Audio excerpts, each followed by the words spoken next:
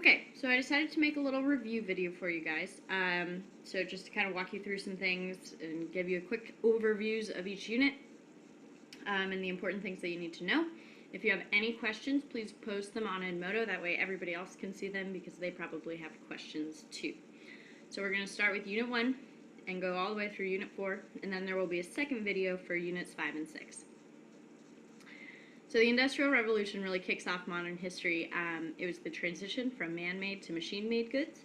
So that meant factories replaced the cottage industries, and it began in England in the late 1800s and then spread to Western Europe and America. Factories, first of all, made goods cheaper, more could be produced, more people had access to these finished goods. So overall, the world became more advanced, particularly in the areas that the Industrial Revolution was experienced.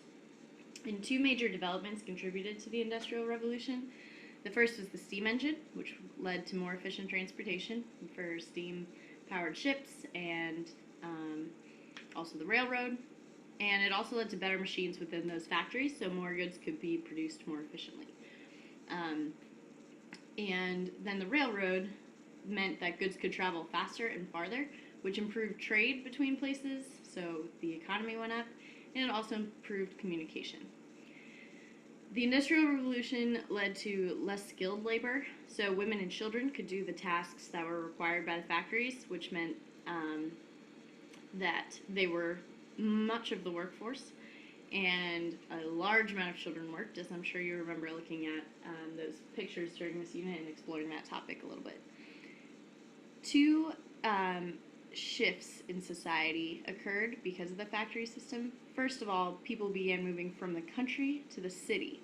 So this is known as urbanization, and they did that because that's where the factories were. That's what the money was. There are two roles in a factory. You have the factory owner, who is more powerful, obviously, and the factory worker. So a huge middle class emerged in the city, and a huge working class emerged in the city. So those two classes occurred in society, in the cities. So the working class was known by Karl Marx as the proletariat, and he said that the working class is always going to be oppressed in a capitalist society because the middle class will exploit them. And so the bourgeoisie, or the bougie middle class, are the powerful ones. They are the oppressors. So Karl Marx came up with this idea that society would ultimately end up with communism. So the communism would result from the proletariat overthrowing the bourgeoisie, and so the society without social classes would emerge, and all the means of production would be ultimately owned by the government. So means of production are anything, the economy is controlled by the government. That means that all the profits that are made go to the government and not to individual people, and people do not have private wealth, so that there are no social classes, and in theory, no one is better than anyone else. It's all equal.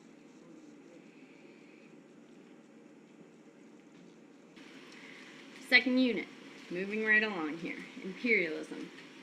So with the Industrial Revolution meant that those societies become more modern, stronger.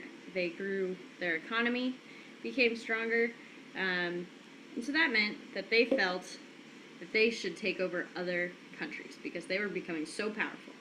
They also needed and wanted more resources and more markets to sell their finished products. And so Europeans and eventually Americans began to imperialize or take over less powerful, undeveloped nations. First of all, because of their own nationalism, so they wanted their country to be the strongest. They also had this white man's burden, which was the moral responsibility they felt to civilize the quote-unquote uncivilized people they conquered with Christianity, Western values, etc. Like I just said, they also had the need for more resources, and they had the need to sell to more people, and for cheap labor. So they thought that their people should be the middle class ones, and that the other people that they conquer should be the ones that they work for. And also to maintain the balance of power. So if one country imperialized, then they needed to imperialize so that they would be equally strong as European countries. So the first thing that I wanted to talk about, which should be fresh in your minds, is the Berlin Conference, which is when European powers decided to split up the borders of Africa as they saw fit to avoid World War I, basically. World War I, as you know, does come along about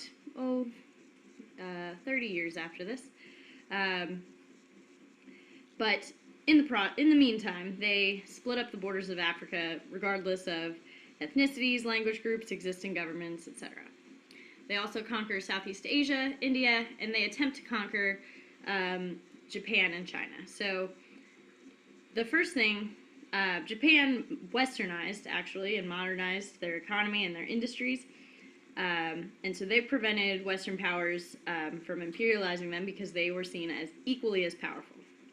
China, however, was sort of imperialized economically.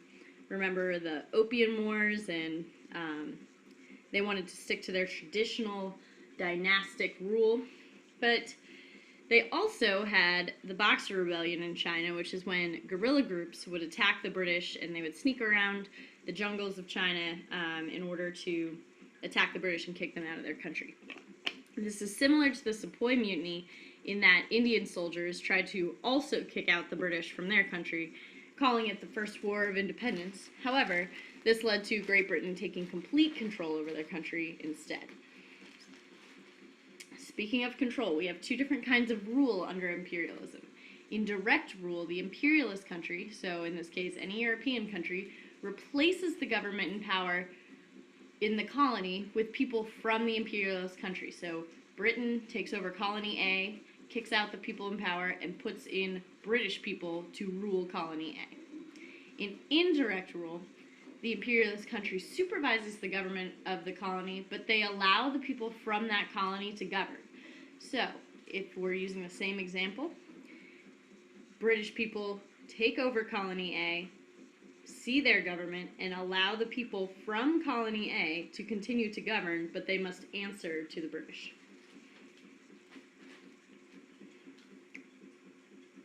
So, speaking of Indian independence, the actually successful War of Independence for India was led by Mohandas Gandhi, who later becomes Mahatma Gandhi, who leads the Indian National Congress, and he wanted an Indian nation for all religions and ethnicities, so Muslims, Hindus, anyone. The Muslim League, on the other hand, formed their own fight for independence because they wanted just a Muslim country. Gandhi wanted everybody in India. And he used civil disobedience and nonviolence in order to kick out the imperialist power and get what he wanted from the imperialists. And he was actually very successful, and India was finally granted independence from Britain in 1947. So the short-term effects during imperialism, imperialists imposed their culture on the conquered people. So that meant they had to follow the language, the religion, the beliefs of the European country that conquered them. It also meant that the native people had to work for extremely low wages, extremely long hours, used them to be the workers on the farms, in the factories, etc. So the economy of these places was pretty much ravaged. The resources were totally taken from these colonies by the European powers and used for their own benefit. And they didn't see any of this benefit. So the long-term effects is that the resources were depleted, agriculturally and environmentally, and that their economies really didn't have a leg to stand on. So after the European powers benefited and profited from all their resources that they sold, they didn't see a dime of it, basically, and they didn't really have anything to sell for themselves. So the governments were also not well structured. A lot of them have dictatorships because they wanted to take complete control of their own country after independence. And they thought that that was the best way to increase the economy, society, etc. So their governments become corrupt and pretty inefficient, And sometimes infrastructure was improved with independence or with imperialism, like in India. They gave them the railroad, education system, healthcare. But as we saw with our example in Africa, in modern Africa, the infrastructure is still feeling the effects of imperialism. Unit 3, World War I. Began in 1914 for 4 main reasons. Remember our mnemonic here. The first reason is militarism, so countries in Europe mobilized, which meant they were prepared for war at any moment. Second reason is alliances. So this complicated web of alliances caused a domino effect and exacerbated, which meant make worse, just one terrorist attack from one country on another's royalty, their Archduke Franz Ferdinand. So just that little moment of attack completely caused this domino chain of reactions in Europe and led to everybody in Europe declaring war on everybody else, basically. Imperialism also led to World War I because countries competed for power and dominance across the globe, so that rivalry was heightened, and the rivalry was heightened again by nationalism. So each country wanted to be the most powerful within Europe as well. So countries kind of wanted to grow with imperialism, but also they wanted to be better than each other within Europe. So it all starts with Archduke Franz Ferdinand and his assassination. He was the Archduke of Austria-Hungary. Austria-Hungary had control over the ethnically Serbian area known today as Bosnia-Herzegovina. Now, in Bosnia, so the people living there are Serbian. They are not Austrian, which is obviously the ethnicity that was governing them. And so they did not really feel any connection to the empire that was governing them. So they wanted to be independent. This was also part of imperialism. So the Serbian people wanted their own nation. They were motivated by nationalism. So the terrorist group, the Black Hand, specifically a member named Gavrilo Princip, assassinated Franz Ferdinand in the streets of Sarajevo, which is in Bosnia, to demonstrate their desperation for independence. They were making their political statement, we talked about terrorism, making their political statement was to assassinate Franz Ferdinand for the sake of demonstrating that they wanted their freedom and they were willing to kill monarchy in order to do that. Great Britain was allied with Serbia and Germany was allied with Austria-Hungary. So when Austria-Hungary declares war on Serbia, Great Britain backs them up as allies, and therefore Great Britain then declares war on Austria-Hungary. Because Great Britain declared war on Austria-Hungary, Germany declared war on Great Britain, and then we get our 2 sides of World War I to start. So the Triple Entente was signed before 1914, and the Triple Alliance was also signed before 1914, and that's where we get this tangled web. So the Triple Entente was signed between Great Britain, France, and Russia, which is not yet the Soviet Union. And the Triple Alliance was formed between Germany, Austria-Hungary, and Italy. So these become the Allied powers, being the Triple Entente, and the Triple Alliance becomes the Central Powers. So it's kind of counterintuitive to what you would think.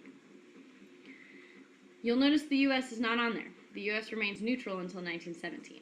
But they get roped into war for 2 main reasons. Unrestricted submarine warfare by German U-boats, which took the lives of hundreds of U.S. civilians.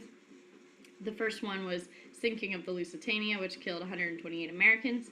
And then as the Germans kept promising, oh no more, these are for war purposes only, we won't kill any more of your civilians, and they continued to do so, then that convinces America to join the war effort on the side of the Allied powers. The other thing that contributed to this before that was the Zimmermann telegram, which was when Germany promised Mexico that they would be funded and they would get land if they, quote-unquote, distracted us by declaring war on us from the south. So if we were roped into a war with Mexico, then we wouldn't want to involve ourselves in the war in Europe and keep us out of Germany's hair, basically.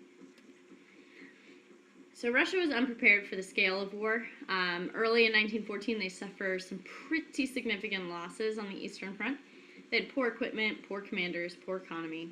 and they were run by a absolute monarch still from way back when. They did not have a democracy yet, and he was known as the Tsar, which is that Czar.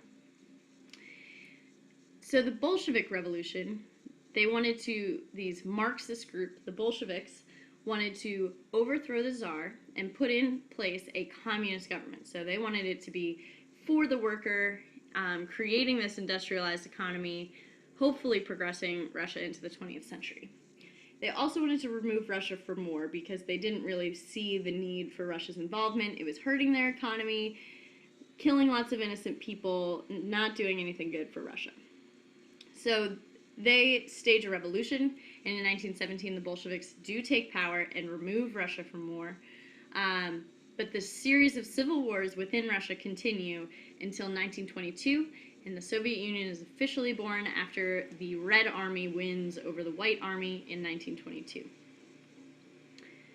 So, backing up just a couple of years, World War I ends in 1918. After Russia withdraws and the U.S. becomes involved, the Allied powers ultimately win, and Germans lose. And the Germans are pretty much forced to sign the Treaty of Versailles, which settles the world war. And there are a few stipulations that Germany ends up breaking, so that's why they're the ones that we note. So Germany had to take full responsibility for war. This was known as the War Guild Clause. And because of this, they could not raise a full army, so they could not mobilize. They could not have an air force, and a very, very limited navy. They were only limited to about, I think, 3,000 sailors and 6 battleships, so very limited. They could not compete against a power like Britain. And they had to give their land back to France. And the part of land that they were allowed to keep, known as the Rhineland, was occupied by Allied forces in order to protect the border of France for a time period of 15 years. So Germany could no longer occupy the Rhineland. It was occupied by Allied forces. And they also had to pay billions of dollars in war reparations. So between the wars, we see the rise of Hitler, and he fought in World War I, was very angry at the Treaty of Versailles, and he overthrows the democratic government of Germany, which was known as the Weimar Republic, and he establishes a dictatorship. So this was totally legal. He was elected chancellor and took power legally, and then once he was chancellor, he basically created enough laws to give himself a dictatorship. So in 1933, that's really when Nazi Germany starts. And then from 1933 to 1939, he expands his power.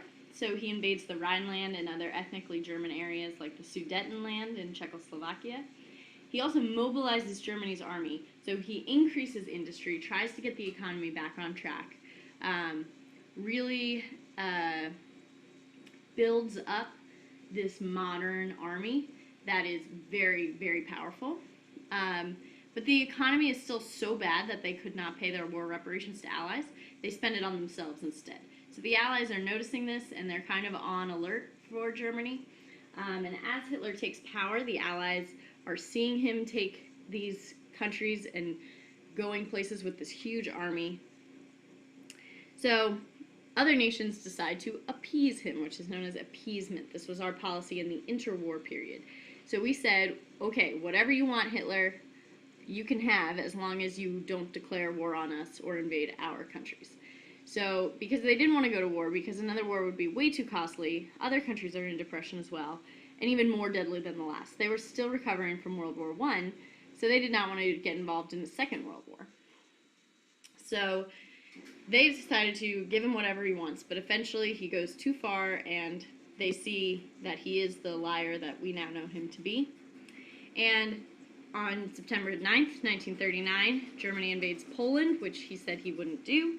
And so Great Britain and France are then forced to declare war on him, and World War II begins in Europe. Hitler's strategy for World War II was called the Blitzkrieg, or Lightning War, which meant that there was very relentless fighting for his military, very little rest for armies. It was just constant, perpetual war. And then with the Blitzkrieg, he ends up taking France right in 1940. So very quickly, Nazi Germany takes over France. Then after the U.S. So Japan also tries to imperialize because they think of themselves as a Western power. So after Japan continues to expand its power, the U.S. decides they're not happy about that. So they impose an oil embargo on them for expanding into China. So they start to take over China. They wouldn't leave. The U.S. is not happy about that. So they impose this embargo.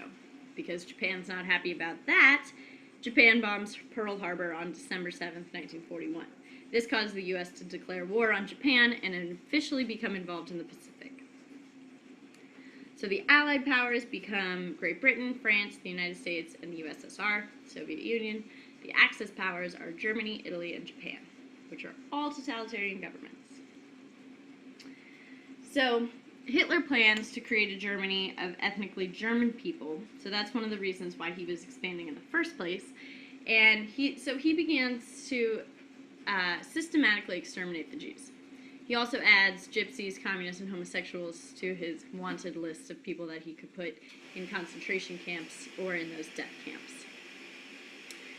So war continues as the Holocaust is going on in the European theater. The Allies need a large-scale attack, they realize, to quickly combat Germany, or defeat Germany. So because Germany took over France fairly quickly, they decided that was the first place they needed to do. They needed to rescue France. So they staged D-Day. So British and American troops stormed the beaches of Normandy in northern France, and the Germans were not expecting it at all.